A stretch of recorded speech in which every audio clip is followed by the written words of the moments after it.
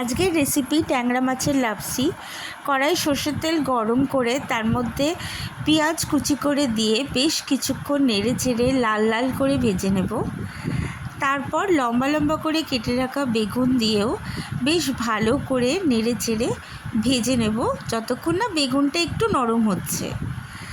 তারপর তাতে হলুদ, নুন এবং আমি একটা মশলা তৈরি করে রেখেছিলাম, যাতে জিরে, রসুন আর কাঁচা লঙ্কা ছিল, একসঙ্গে মিক্সিতে পেস্ট করে নিয়েছিলাম। সেটা দিয়ে বেশ কিছুক্ষণ নাড়াচাড়া করে ট্যাংরা মাছ নুন হলুদ মাখিয়ে সেটাও দিয়ে দিলাম। বেশ কিছুক্ষণ চাপা দিয়ে দিয়ে নাড়াচাড়া করতে হবে। এই রান্নাটায় এক ফোঁটাও জল পড়বে না। তেলেতে মশলাতে ঢাকা চাপা দিয়ে নাড়াচাড়া করতে করতেই এই রান্নাটা সম্পূর্ণ হয়ে যাবে। অপূর্ব সুন্দর খেতে হয় ট্যাংরা মাছের লাপসি।